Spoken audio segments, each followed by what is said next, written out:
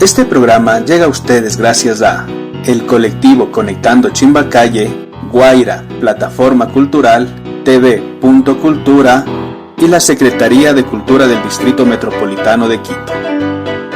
Este programa busca compartir, recopilar, conectar y transmitir la memoria histórica y vivida de los habitantes del barrio de Chimbacalle a través de un diálogo intergeneracional entre los y las vecinas del sector. Memorias en movimiento. Ok, buenas tardes con ustedes. Para mí es un gusto primero estar aquí. Mi nombre es Vanessa Broncajas. Tengo 25 años y actualmente vivo en Chimbacalle. Vale la pena decir en mi presentación Chimbacalle la parroquia, no el barrio, que me parece algo súper importante de resaltar. Soy comunicadora social. Actualmente trabajo en producción audiovisual y creo que definitivamente soy una apasionada de la antropología visual, de la memoria y del rescate a todo aquello que nos da sentido y que nos da raíz y camino también a todo lo que es, ¿no? De dónde venimos, de dónde somos y probablemente a dónde iremos también en algún momento. Bueno, creo que esa es uno de los hallazgos más importantes que tuve cuando realicé mi tesis en producción audiovisual. Yo me gradué en la Salesiana, estudié comunicación audiovisual. Estudié comunicación, pero mi intención fue tener un proyecto en el que se pudiera visibilizar esto y además que yo podría además también poner todos mis conocimientos de la carrera aprendida. Una de las razones más importantes por las que me parece imprescindible decir el tema de la parroquia de Chimbacalle es porque se ha generado en muchísimas décadas, yo diría, la gente que ha vivido aquí de decir soy de Chimbacalle y muchas veces no está en el barrio precisamente. O cuando uno lo dice, la gente piensa que está precisamente en el barrio. Entonces, cuando yo realicé toda la investigación acerca de esto, me daba cuenta de algo súper importante, que claro, siempre habíamos dicho Chimbacalle, pero siempre habíamos estado ubicados en otro espacio que no era el barrio. Entonces, yo vivo en las 5 esquinas. Ese vendría a ser como el barrio, Chiriaco Bajo, pero la parroquia de Chimbacalle tiene muchísima extensión más, es todo un espectro un poco más grande. Entonces es importante reconocerlo para entender que cuando alguien que viva por las 5 esquinas, que viva en otra parte que no es del barrio y también lo dice, también lo está diciendo de manera acertada, solo que únicamente lo está diciendo a nivel parroquia, ¿no? Claro. Entonces me parece súper importante resaltarlo. Había algo interesante cuando yo había realizado la investigación y es que yo creería, yo me gradué hace un par de años, entonces para ese entonces no había todavía un mapa tan legalizado, ¿no? Y cuando yo había investigado, no encontré un mapa que me presentara también ciertas cosas. Sin embargo, toda la parroquia de Chimbacalle, hasta donde yo tenía conocimiento, está alrededor de la parte de la México un poquito más abajo, ¿sí? Entonces, pero hay algo interesante en esta parte, ¿no? Que estamos bordeando un poco con el Museo Interactivo de Ciencia, ¿no? Entonces hay un espacio que está entre el Museo Interactivo de Ciencias y como la otra calle que no está dentro de la parroquia de Chimbacalle, ¿ya? Y cuando yo hacía mis entrevistas era interesante porque la gente lo sabía y decía, yo no sé bien a qué pertenezco, pero quiero ser de Chimbacalle, ¿no? Probablemente ahora ya haya mapas más actualizados, refiriéndome ahora a la parte inferior. Se iba un poco antes del redondel que está por la gasolinera, por el Santa María, no es tanto la Villaflores, es mucho más abajo. Entonces, este sería, y delimitaba en cambio hacia arriba hasta más o menos donde es la parada actualmente, donde uno puede coger al Chillo, o sea, antes de subir a toda la parte de Luluncoto, si ya no estoy mal. Era más o menos una extensión bastante grande. ¿Qué es lo curioso de esta extensión? Que presentaba antes, todo esto sí era llamado Chimbacalle únicamente, ¿no? O sea, independientemente hacia el barrio o no, la gente lo tenía muy ubicado así. Ahora ya se siente menos, porque por ejemplo la gente que está un poquito más arriba, que ya casi está como camino a la parte del camino viejo para ir al valle, ya no tiene mucho esta percepción que antes sí de seguro había, ¿no?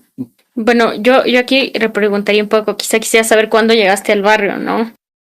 Y que, por ejemplo, a mí no me parece todavía una edad en la que esto se sintiera menos.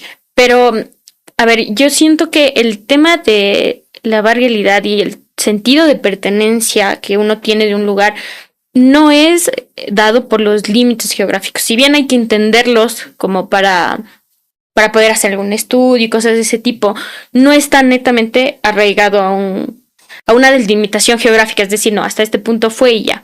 No, más bien yo creo que está también bastante relacionado con un tema de historia, con un tema de memoria. Entonces, el decir yo soy de Chimbacalle tiene ciertas connotaciones que no están dadas por eso, pero sí también por el entorno familiar. Entonces, quienes aún se siguen sintiendo parte de Chimbacalle muchas veces son gente que fue de generaciones ferroviarias, es gente que fue aquí de la internacional, que fue de las fábricas y que formó parte de de toda la expansión que representó estar en un barrio como este. Entonces, algo súper interesante que hay que decir es que, por ejemplo, esta era la puerta de entrada a la ciudad antes. Entonces, aquí no había muchas cosas, más bien no había nada, ¿no? Entonces, eran quebradas, había mucha área verde. ¿Cuál es el sentido del barrio? Definitivamente cuando llega el tren. ¿Ya? Porque el tren, no solo llegó el tren, sino también llegaron con él muchísimas activaciones de muchísimos otros lugares, como eran los hoteles, los hostales, los lugares de comida, etcétera, etcétera. Entonces, el decirse Chimbacalle está muy relacionado a un tema de identidad, pero identidad que también viene con un lazo familiar, ¿no? Entonces, el límite geográfico sí es importante, pero a gente, por ejemplo, de tu edad que quizás llegó con toda su familia, y era un espacio todavía no conocido, no vio esta expansión, y entonces el sentido de pertenencia sí tiende a variar un poco. Pero, por ejemplo, en tu caso, voy a poner mi caso como ejemplo. Yo llego a vivir a las 5 esquinas hace unos 15 años aproximadamente, siempre estuve viviendo dentro de la parroquia, pero había una peculiaridad, y es que mi abuela fue parte de la internacional, entonces había un sentido ahí. Resulta que mi mamá migró de Riobamba y cuando llegó acá a la ciudad todavía no había este símbolo de expansión tan grande, entonces ellas todavía veían el tema del tren, todavía tenían un sentido al más o menos al que atenerse en memoria, ¿no? Entonces yo creo que más allá de la temporalidad, de seguro hay gente que todavía hace unos 27 años se sigue sintiendo tan aferrada al tren como los abuelos, como los padres y como muchas otras generaciones. Hay algo aquí muy curioso con tu pregunta, y es que definitivamente yo siento que es algo que hay que además cuidar, pero los llamados a hacer en esto son las nuevas generaciones, los llamados a decir, aquí hay algo importante, aquí hay algo valioso, somos nosotros, ¿no? Pero ¿cómo se crea somos nosotros? Bueno, definitivamente se crea desde espacios donde uno se pueda pronunciar, donde uno pueda conocer y donde uno pueda como tener un amplio conocimiento acerca de algo en particular. A mí me parece que el yo soy de Chimbacalle también está notado quizás con cosas muy actuales, ¿no? Entonces ahora nos cuesta decir yo soy de Ecuador. Entonces no es una cosa de varialidad, sino más bien es una cosa de un sentido de pertenencia. Entonces a veces queremos ser más bien estadounidenses, españoles, o queremos estar allá afuera buscando lo que aquí también tenemos. Entonces yo siento que es algo que se puede trabajar, siento que es algo que tenemos la oportunidad de hacer. Y cuando yo trabajé el documental en las páginas finales de la tesis, yo ponía, o sea, este libro está hecho y dedicado para alguien que alguna vez como yo tenga la curiosidad de ir a buscar algo allá afuera y encuentre un hilo que jalar para contar más de historias todavía. Hay mucho por decir de este barrio en particular, además. Yo creo que estamos creando memoria todo el tiempo. Lo quiero decir eso primero porque estamos constantemente haciendo tantas cosas que todo el momento tenemos la posibilidad de crear nuevas historias y de crear nuevos momentos. Un claro ejemplo de eso es volver a rehabilitar el tren, ¿no? Entonces ya no es la historia antigua, pero ahora es el yo fui parte de esta historia nueva. Entonces, el yo soy sí genera un gran sentido de pertenencia, pero hay que saber también que no necesariamente está liado a una gran historia como la del tren. No. Entonces el yo soy también implica muchas veces, quizá en Chillogallo o en otros barrios, decir yo ahí jugaba, ¿no? Yo ahí fui. Entonces hay un concepto muy particular que yo trabajé en la tesis y que era el significado de estos como no espacios, ¿no? Entonces uno está muy acostumbrado a hablar de la iglesia, el mercado, el tren, que son espacios muy notorios, pero estos otros espacios que no están en esta palestra, ¿no? Es como los callejones, los parques chiquitos, estos otros lugares donde uno interactúa. Entonces, el yo soy se va generando no solo en los espacios grandes, sino también en los espacios pequeños. Definitivamente ahora hay, pero hay otras maneras de verlo, ¿no?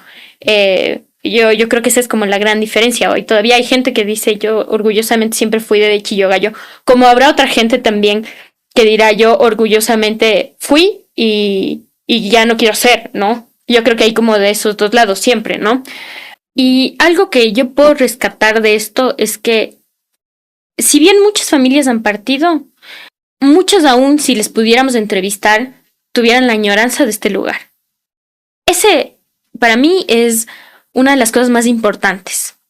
Comprender que aunque no estén aquí todavía sienten la añoranza de ese lugar que fue. Yo te voy a decir algo importante en este momento y es que mucha gente alrededor quizás se vuelva a emocionar, sí, pero mucha gente alrededor se emocionaría el doble si entendiera todo lo que el tren fue para la gente. Entonces, de seguro, si el tren empieza a pasar por el Camal, habrá mucha gente, muchos niños que lo verán por primera vez, se emocionarán, será algo nuevo y estará muy interesante. Pero si estas mismas personas que lo vieran y vieran el sonido y vieran cómo se mueve y no sé, tantas cosas que tiene el tren de México, vieran un documental donde los ferroviarios nos cuentan todo lo que fue para ellos, estar en el tren y luego ver cómo el tren se apagó completamente, entonces entenderían el valor realmente importante de eso. Entonces, para mí es súper importante realmente comprender que hay dos momentos. Un momento está en el que uno se emociona por lo que puede rescatar de memoria de un lugar como estos, porque uno quiere que sea así. Y otros donde hay gente que no conoce de esto. Entonces, para mí es clave ese momento. Y para mí lo fue y lo sigue siendo porque de seguro habrá muchos proyectos que aún faltan por hacer aquí, que aún se pueden hacer aquí. Y que lo que busca es conectar con esa gente que no sabe de nuestro barrio, que no sabe quiénes somos, que no sabe la historia de este lugar, pero que aún sin saberla, quiere conectar con otros momentos de memoria, quiere conectar con otros momentos históricos. Entonces, para mí, este segundo momento es muy importante. Es muy chévere. Yo estoy muy emocionada con que el tren vuelva a salir, pero estoy muy emocionada porque cuando yo entrevisté, la gente lloraba porque el tren no estaba abierto. Entonces, saber que esta gente aún vive después de haber pasado una pandemia y que aún después de tantas cosas pueda ver el tren otra vez, me parece maravilloso. Pero por eso, quizás si yo le preguntara a alguna prima mía que vive en el Valle y tiene 15 años, quizá diría, está chévere, va a reactivar el turismo quizá, pero no sentiría esto otro que yo siento de pensar en la gente que quería volver a oír el sonido del tren. Bueno, el impacto, de seguro estuviéramos aquí horas, porque fue un proyecto, primero que lo llevé a cabo prácticamente sola. Tuve mi tutor de tesis, sí, pero fue un riesgo bastante grande hacer un proyecto documental, ver todo lo que eso implicaba, ¿no? Para mí hay momentos muy claves en este proceso. Uno de ellos ha sido definitivamente saber que había ahí afuera gente que tenía las mismas ganas que yo de hablar del barrio, que tenía las mismas ganas de yo de hacer cosas por el barrio. Y que no solo eso, sino que había gente que estaba musicalizando la historia del barrio, ¿ya? Entonces, para mí, este segundo punto es bellísimo porque uno de los retos más importantes era que el video fuera de Chimbacalle, fuera grabado en Chimbacalle, la gente fuera de Chimbacalle, pero el reto más grande era que la música fuera de gente de Chimbacalle. Entonces, cuando yo me embarqué en el largo camino de buscar ese momento en particular encontré un montón de gente bastante agradable. Entonces encontré gente que hacía música muy a lo tradicional, pero también había gente como es el Iván Pino, que hacía música muy diferente, muy para otro público, otra edad, y que también hablaba de Chimbacay. Bueno, yo tuve la oportunidad de devolverle este video a la gente que me colaboró. Así que hice un evento en la iglesia del barrio. Y cuando yo me senté a hacer mis palabras, tenía muy claros cuáles fueron todos los motivos para hacer esto. Uno de sus primeros motivos fue que mi abuelito, no de sangre, pero sí de crianza, él había alguna vez nos había dejado un libro que se llama... Oh, la memoria ahora ya me falló un poco. Era un libro muy particular porque hablaba acerca de todo lo que fue el tema barrial de fútbol en Chimbacaya. Chimbacaya con alma de ferrocarril se llama. Entonces, él había dejado este libro en mi casa. Un libro que además estaba firmado, ¿no? Y que nos dejó una vez para que nos lo leyéramos. Él a la actualidad, no tengo nada de idea que sepa de él. Hace muchísimo tiempo lo alejaron de nuestra vida y de nuestro entorno familiar. Y fueron tantos años los que pasamos también sin saber de él. Y han sido tantos tiempos que para mí ahí había como una huella para tirar algo, ¿no? Así que ese libro yo me lo había guardado y yo me lo quedé. Y cuando llegó el momento de la tesis, había que pensar en muchas cosas. La tesis llega acompañada un poco antes del tema de la pandemia.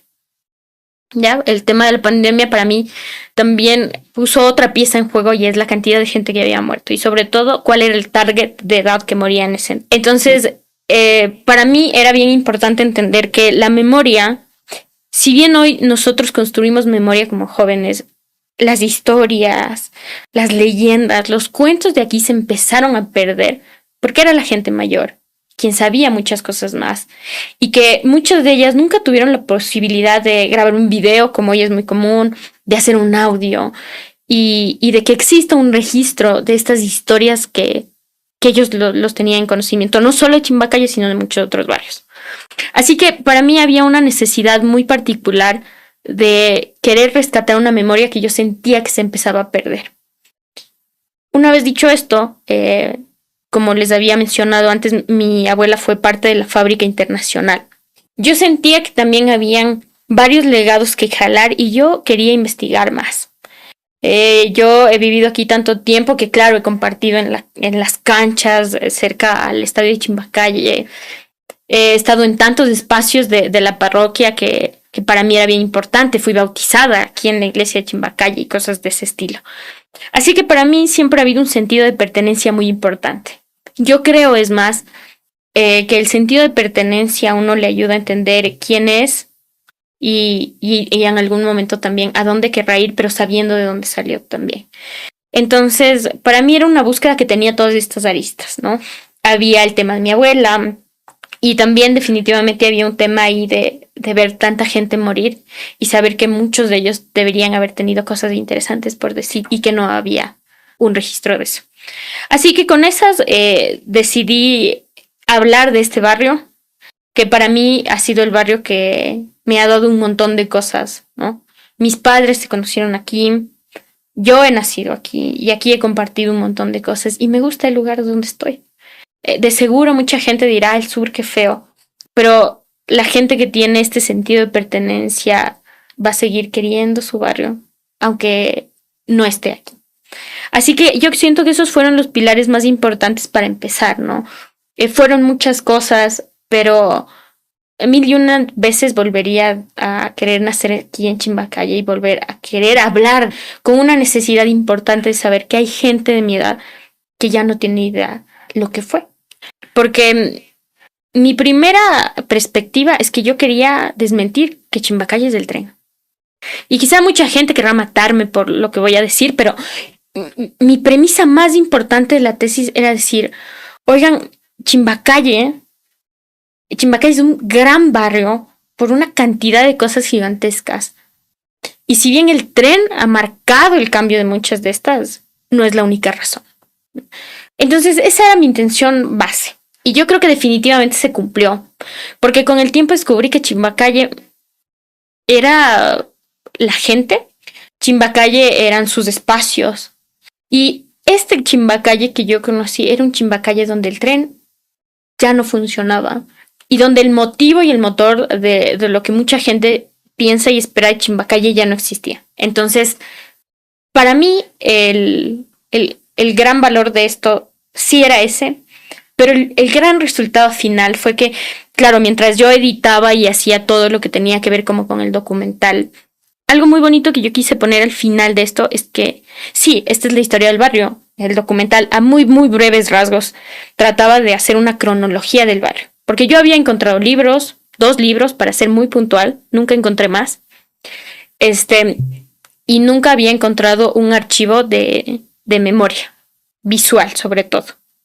Entonces yo buscaba y buscaba y nunca encontré nada. Encontré también un manual de identidad que alguna vez habían hecho, unos proyectos también de la Católica a nivel fútbol, pero yo quería algo muy visual, porque soy visual, pero quería algo visual que nos contara la historia de Chimbacay. Entonces, el documental lo que consistía, y en lo que yo pensé en la primera premisa base, era hablar que había muchas otras cosas más aparte del tren, mientras contaba un poco de historia. Entonces se contó un poco de historia en distintos momentos. Y una vez después de estos distintos momentos, la intención era cerrar, ¿no? Pero cuando yo cerré el video, quise decir que esta no solo era la historia del barrio, sino también era mi historia. Y para mí ese es el gran después, que yo pude contar no solo la historia del barrio, sino que iba intercalando mi historia también. Algo lindísimo de esto es que yo sentía mucha desesperación porque dije, no, no hay nadie que pueda hacer algo más por el barrio, ¿no? Yo sentía mucho desinterés de la gente. Pero cuando yo empecé a investigar, me di cuenta de que había un poco de interés y que había que picar y había que jalar. Hoy yo siento que el documental, cuando yo conversé con el Nico y conversaba con mucha gente de aquí, el documental dejó una huella también para estas personas que hoy en día han querido también jalar, jalar, jalar. Y yo creo que ustedes son un gran ejemplo de eso. Después de habernos conocido, se hicieron proyectos muy interesantes aquí. Y hoy poder estar hablando del barrio, ese es el resultado más grande de todo lo que se trabajó, ¿no? Bueno, yo no me puedo arriesgar a decirles qué significa. Definitivamente, y yo digo esto primero porque habían muchas definiciones y para la gente hay más, ¿no? Entonces había gente que decía, no, es que era chimba porque era como algo ahí nomás barato, ¿no? Pero no era necesariamente eso. Entonces, había una linda de estas definiciones que en algún momento hablaban los ferroviarios y, y decían el tema de cómo iban las calles aquí, ¿no? Ustedes deben saber que fue un barrio sin una logística para su expansión. Por eso hay calles chiquitas, hay calles grandes, hay calles muy chiquitas. Entonces, como hay toda esta variedad, claro, la gente decía no. Esto tiene otro significado para el ferroviario, que decía que a veces hasta se formaban como ahí trenzas. Pero bueno, a ver, venía de 2 vocablos, ¿no? El chimba, que estaba muy relacionado y que quizás ahora pueda divagar un poco porque ya no estoy tan actualizado con el tema como antes. Quizás estas 2 me acuerde ahorita, pero probablemente en la tesis yo tuve que haber dejado una también como tentativa, así que voy a tener que dejárselo de ahí para que lo busquen, porque no me acuerdo ya. O sea, hay muchos, o sea, había muchas variantes. Yo tuve que haberme quedado con alguna que me pareció un poco más lógica, quizá después de toda la investigación. No recuerdo ya cuál sea, pero sí, en efecto, para el ferroviario al menos había mucho sentido en este tema de las trenzas, ¿no? De esta palabra quichua, pero la realidad es que ahora no me toman la lección después de tanto volver a hablar del tema, así que no estoy segura cuál fue la que yo puse en el libro. No, más bien yo siento que entre toda la investigación, y yo creo que para eso hay un libro bellísimo que en algún momento se hizo en el 2008 del municipio, nunca se le tomó en cuenta este lugar. Entonces yo me arriesgaría a decir que nunca se pensó que esto era una capital. Me encantaría saber dónde lo pudiste leer, porque además me gustaría un montón leerlo, pero mientras yo investigaba nunca se le tomó en cuenta porque este era el lado sur, este era el lado feo. O sea, la gente, esto ya estaba tan en el extremo de la ciudad. Ahora, sin afán de ego ni mucho menos. Cuando yo terminé el documental, para mí mi intención fue decir Chimbacay es la capital de Quito. Y este debería ser el nombre. O sea, porque hoy por hoy, incluso con más razón, que estamos como en el centro norte y que ocupa un espacio particularmente especial, lo diría así. Sin embargo, creo que en todo lo que leí yo nunca encontré algo tan parecido. Sin embargo, entre la gente, yo creo que entre la gente se hablaba mucho de eso. Voy a decir que no sé si ella parte fea en todo el proceso que fue crear el documental. Fue cansado, porque había que ir a muchos lugares a buscar información que no era fácil de encontrar. Y que hoy por hoy no sé si haya. Quizás con un poco más de tiempo, quizás la hubiera encontrado. Pues, hoy entiendo que para esto se necesita un poco más de tiempo y yo tiempo no tenía. Quizá eso. Pero yo siento que para mí Chimbacalle también es un punto de partida. Y yo siento que Chimbacalle para mí fue el punto de partida, porque si bien fue el final, irónicamente, de mi carrera universitaria, para mí fue el comienzo de saber y entender qué quería hacer, todo lo que me quedara de vida y a dónde estaba alineada. Y un tema de eso fue este tema un poco antropológico de estar con la gente. Me brindó algo, una de esas cosas eran sus recuerdos. Los recuerdos de la gente tienen un valor tremendamente grande. Y haberles podido hacer un espacio en la agenda tan apretada de nuestras vidas que tenemos y darles un lugar a los que ya no estaban, porque cuando yo entrevistaba había mucha gente que ya había fallecido. Para mí ese es una de las cosas más chéveres que yo pude haber sacado de esto. Las cosas bonitas están para contarse a mares. Pero algo muy bonito de todo esto es que, claro, en ningún libro yo encontraba eso. Pero la gente me lo decía. Entonces la gente me decía, no, para mí es importantísimo el barrio. Para mí es, una cantidad de cosas impresionantes el barrio.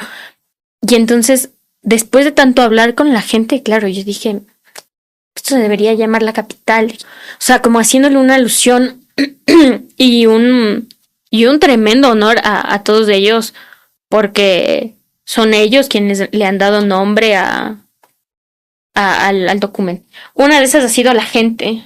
Encontré muchos amigos y mucha gente tan apasionada del tema como yo.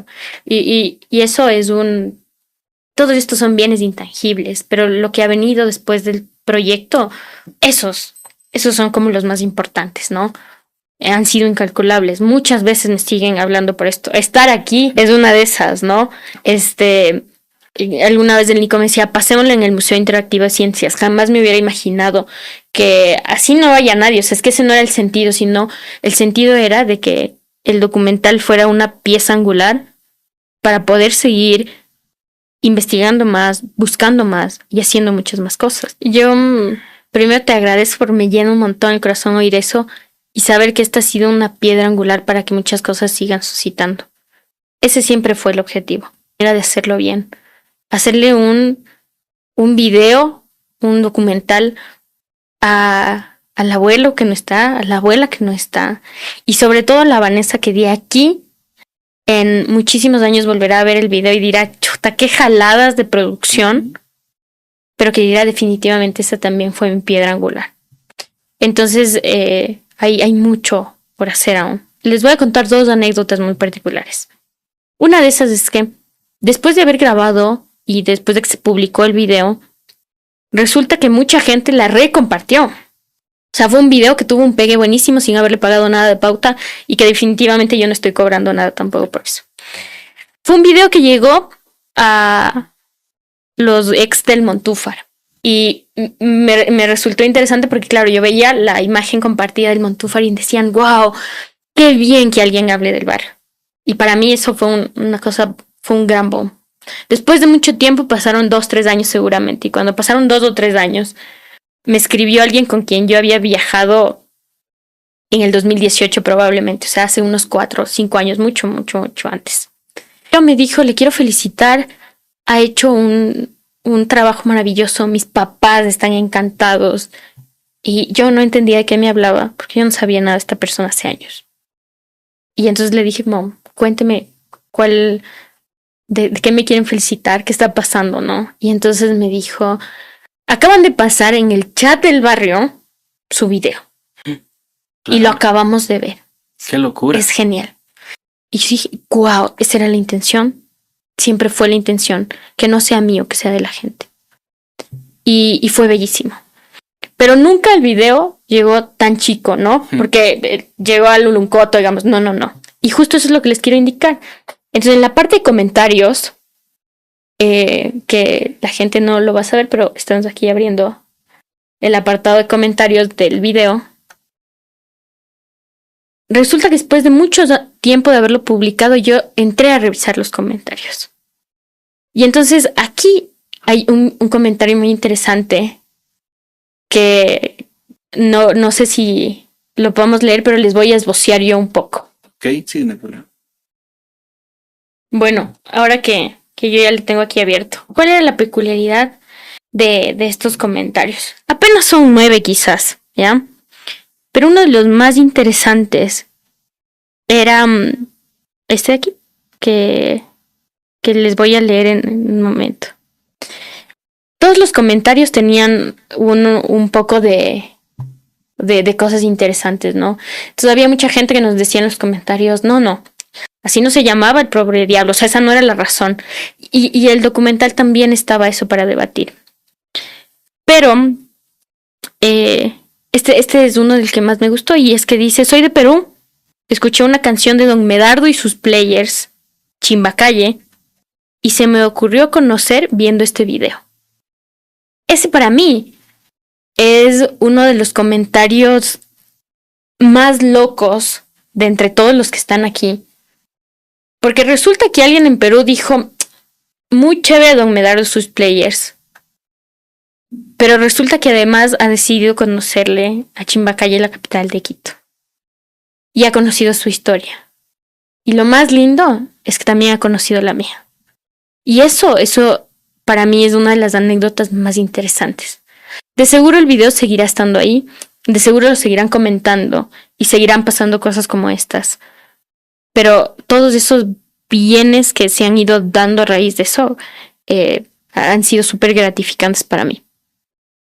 Voy a cerrar con 2 cosas. Primero que, en efecto, tuve que volver a mis apuntes y saber que sí era la calle de enfrente, que yo también me quedé con esa, pero que la gente sepa que posiblemente Chimbacalle significará la calle de al frente, pero que siempre hay más de un concepto y que todos están para debatírselos y que cada uno de los conceptos que hoy por hoy estén van a seguir cambiando en el pasar del tiempo. Así que no me quería ir sin decirte eso. Definitivamente hay que hablar del fútbol, definitivamente hay que hablar de los libros que la gente de aquí ha generado, de los artistas que hay aquí adentro y de los artistas que día a día se sienten súper orgullosos de pertenecer a este lugar, de vivir cerca de las rieles del tren y que muy probablemente se sentirán también súper orgullosos de decir yo soy de Chimbacalle.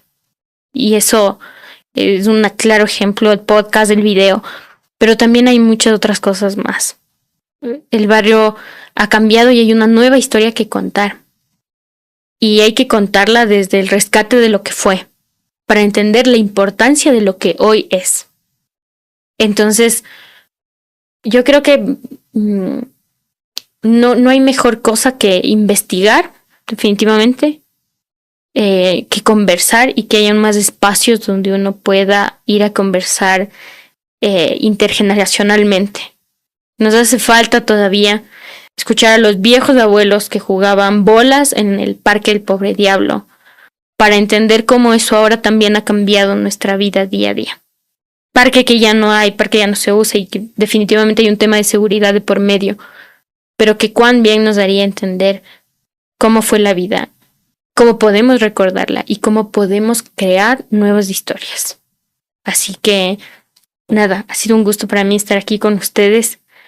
Me voy muy contenta de que ustedes sigan tirando y tirando, tirando y jalando de este hilo que en algún momento se quedó para eso, ¿no? Para hacer más.